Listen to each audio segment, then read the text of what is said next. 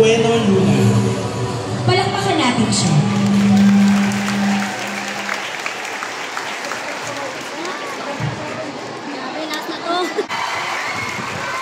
Thank you, ma'am. Hi! Hello! Thank you very much sa oras ninyo. Kumain na ba kayo? Talaga? Anyway, kaya ako nagpunta rito, hindi naman kaila sa atin yung nangyayari sa bansa. Tayo'y napalibutan na ng lindol.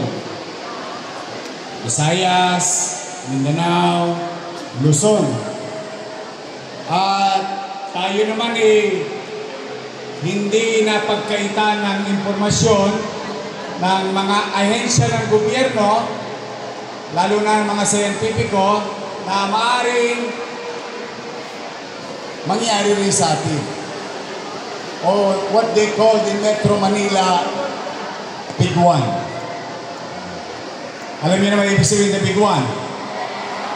Yung pinakamalaking posibleng lindol, hindi sa Maynila lang, itong Metro Manila. At isinaakon na posible Ito ang scary part. I just don't want you to be scared, but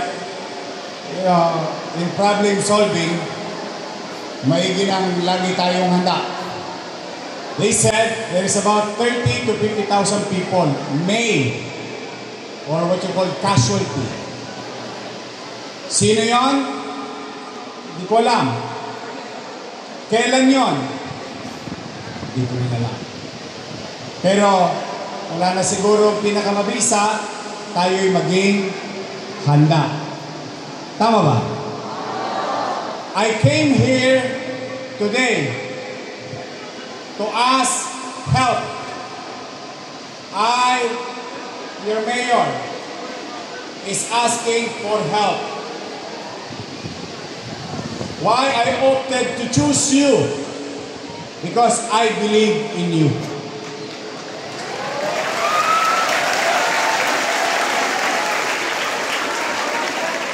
Pinili ko with the limited resources. With the limited resources, I opted to choose two Joys. I opted to choose grade 10 and K-12, PLM, and UDM. Bakit ko pinili ang Batang Maynila? Bakit ko kayo pinili? Kasi naniniwala ko, totoo ba na handa kayong tumulong sa ating mga nakatatanda? Handa ba kayong tumulong sa nakababata nating kapitbahay? Then, I am in the right place. So I was right to choose you. Because you are more physically able to help the elders, to help the young ones, and your fellow classmate. Tanong, handa ba kayong tumulong? Promise? Sa girlfriend mo? Sa jowa mo? Sa ex mo? Promise? No? Let's be man for others. Because I, your mayor, cannot do it alone. Yes, the city of Manila, the city government of Manila has been preparing this. Now, how prepared we are, I don't know. Because I cannot quantify and guarantee the effects of such situation. But with you, with all of you, we can exponentially grow our resources to maximize giving assistance to those who need on that particular situation. That is why I am proud to each Batang Maynila dito sa lungsod ng Maynila. I love you. Now, I hope I'm not asking too much, giving that kind of responsibility to you. But we need to do it. Kailangan maipakita natin sa buong mundo ang Batang Maynila magandang babae, magandang lalaki,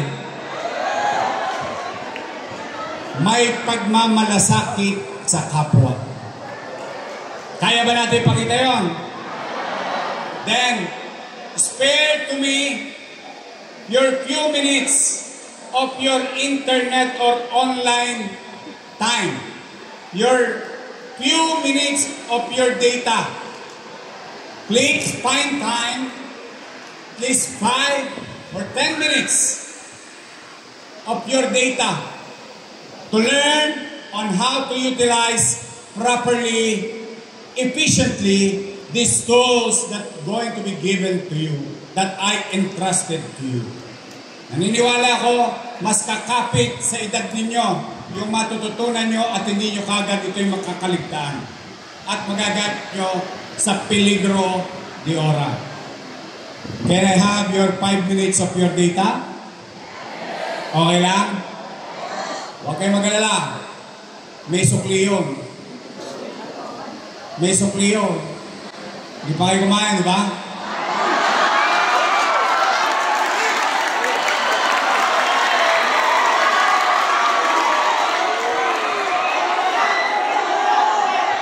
Sino gusto na magdo?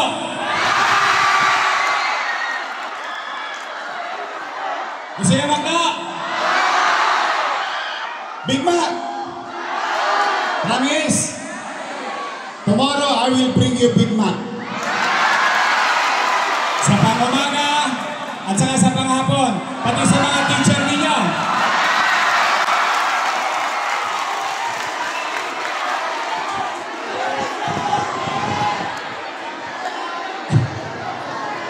Promise, hindi to joke. You'll see tomorrow.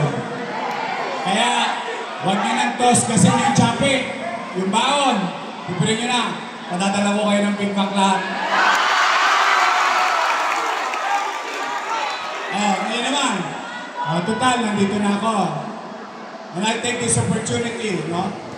To remind whoever is listening. Maybe some of you merong economic challenges or emotional challenges nowadays. For example, hindi ka pinapansin ng crush mo. Di ba sakit? Laga. Nung araw, piso na lang ang bawang ko. Piso, mabigat ang piso nung araw eh. Piso na lang ang bawang ko. Bibili pa ako ng wela. Alam niyo yung wela? Yung tanong niyo sa teacher niyo. Tinira din nila yung sa bangs nila nung araw. Yung gel. Nyanyang ka ko. Tapos yung busted pa rin ako.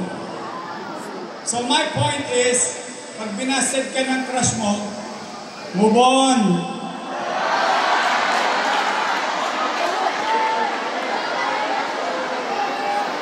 Boys, taas ang kamay. Mga boys. There's so many fish in the ocean. Tingnan nyo, ako 4 na beses na busted. Promise. Kaya yung crush ko, pag nakikita ko, alam mo, sabi ko sa kanya, ako nga pala yung sinain mo.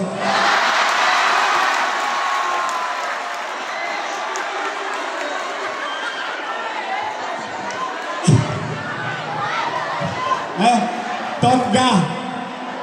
But you know, kidding aside, yes, it's true, sometimes we have some challenges. Feeling natin, Sharon Cuneta na tayo. Alam niyo yung gusto yung Sharon Cuneta? Pasad ko ang daigdig.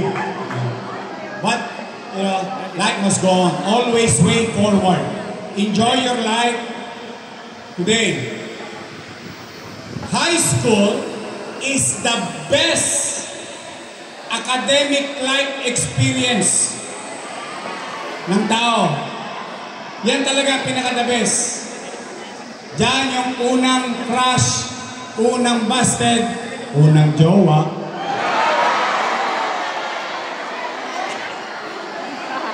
There's so many memories. But again, don't lose hope. Especially yung mga bata. Minsan, papasok ka sa eskwela. Maga-maga, nakikita mo na si Pretty Bird. Kasi nagdidelirio na ang utak mo. Dahil wala kang chicha, wala kang almusal, wala kang baon. Life must go on. We must excel from our field of undertaking. You must ask yourself this question: who am I today? Where am I today? I am a student. I'm going to excel as a student today. For myself for my teacher, for my family. Nobody can take it away from me because it is your effort. Kaya always way forward. Don't look back too much. What happened yesterday is the things of the past. You cannot bring back time. But what you can do tomorrow is what you're going to do today. What will be the result of tomorrow is what you're going to do today. Tingnan ninyo, pare-parehas lang tayo dito ha. Pare-parehas lang tayo. Wala tayong pinagkaiba. Ako, 100% full-blooded. Produkto ng pampublikong edukasyon. Tulungan Center, Rosario Almario Elementary School, Tondo High School. Who would thought that one of you here maybe maging doktor, maging abogado, inhinyero, nurse, o di baka maging mayor pa ang isa sa inyo. Is it impossible? Nangyari sa akin eh. Di pwede rin mangyari sa inyo. Tama ba? So yun lang reminder ko. Don't lose hope. Life is hard. But you should not make it more complicated. Acceptance is the key. Ulitin ko, nabasted ka, move on. Ha? Palitan mo agad. Pag niloko ka, iwanan mo agad. Dami nakapila sa gate. Nag-aabang. Okay, now let's go back. Pag may lindol, anong gagawin natin? Don't panic, is organic. Oh. Ano gagawin natin? Don't be prepared. Be ready. Kasi chill-chill lang tayo rito. Steady lang tayo sa Gedli. Daig ng may alam at pag-aanda ang sinuman. And again, last, I believe in you. Prove yourself na kayo ay tunay at magaling na batang Maynila.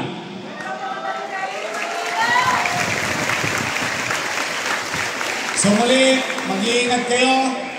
I wish you all the best and that God will continue to guide and bless each and every one of you. Maraming salamat. Pagpalain naman kayo ng pong may kapal. Sabay-sabay tayo. Manilo! God first! Thank you. Mayors po, lubos po kami nagpapasalamat sa mga tinutulong niyo po sa buong Maynila. Kaya naman po, bilang pasasalamat ng mga Marcosian, tayo tayong lahat, meron hindi inihandang bilang ang mga Marcosian ngayon. Maaari na po ba kami paulakan na sa board?